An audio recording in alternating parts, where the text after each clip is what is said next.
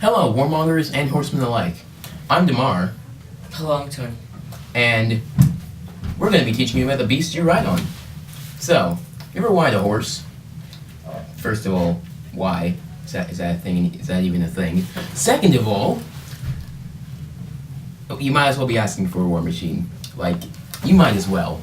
Horses have been used as harbingers of death since the very beginning. And, I mean, come on, for horsemen of the apocalypse. And no, zebras are not just like horses.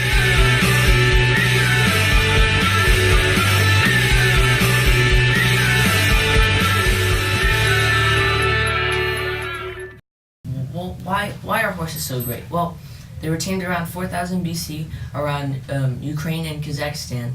They ate about almost everything green and traveled far. They also have a social hierarchy, which means if you tame the leader, the rest will follow.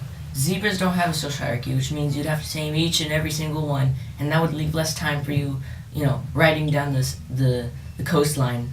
But let's say someone gives you a plane out of the blue. You would have to get flying lessons, but now you could go anywhere. That's probably what it felt to have a horse, except on a smaller scale. But anyhow, horses can plow fields, which was good for early civilizations because early civilizations relied a lot on agriculture, and then somebody rode them into war. And it was probably a Mongol.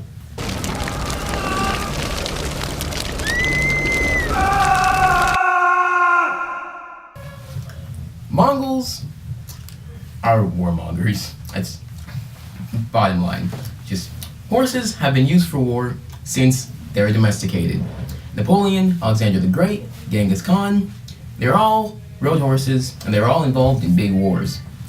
Napoleon tried to conquer the world. Alexander the Great conquered all of Persia, and Genghis Khan is a Mongol. Enough said, he's a Mongol.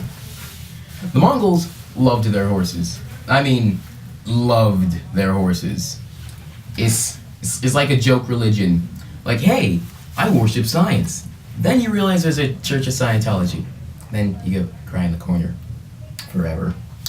So, the Mongols were nomads. Living hunter-gatherer lifestyle, always moving around. They're also, because of this, they're also prominent traders. They always, you trade for what you need, Mongols took full advantage of these horses, being nomads. And soon, their speed and maneuverability became unmatched. Two of their favorite tactics, encirclement and feigned retreat, relied on horses, which they used to easily defeat armies. Each soldier owned 4 to 6 horses and traveled up to 100 miles per day. And at their peak, the Mongol Empire extended from the Pacific all the way to the Mediterranean. So, yeah, kind of a big deal, just maybe. And with all this horsepower, and just, I guess, power in general, they're like, hey, you know what we should do? We should go and attack China. Because why not? China. They are the oldest civilization and have been through a lot. They collapse like every 2 months. They have new empires, and most problems are from Mongols.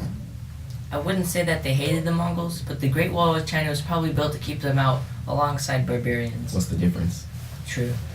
One Chinese scholar even said, the Mongols brought violence and destruction to all aspects of Chinese culture. I don't think they could hurt your culture more than the first emperor of China did, the guy who literally burned books. But anyway, the Mongols were like bad neighbors. Steal a kid, burn a house. Better than my neighbors, but they were seen as barbarian, but actually civilized and organized. They were able to constantly war with China and live, and the best horsemen they had fended off China. So, what did we learn from this? Well, we learned horses are good for agriculture, transportation, and of course, war, which made them really useful all the way until about the modern era. Zebras are not like horses, though Mongols riding at you on zebras with black and white face paint would be horrifying. They'd be horrifying either way. Horses, zebras, doesn't matter, you're still dead.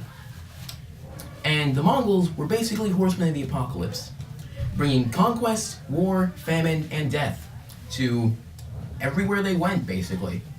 Which, coincidentally, is the names of the four horsemen of the apocalypse. So think about that. This is me and Tony signing off.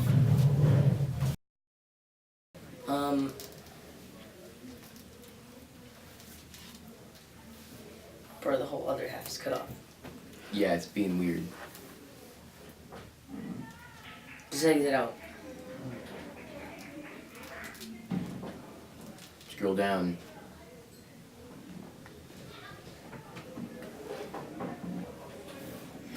No. I'm wrong. Go back to that slide. And scroll down. You don't remember what it said though? I remember what it said. I remember what it said, but I don't remember what it said. What?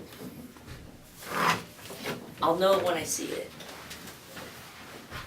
Yeah, Ray made it too long.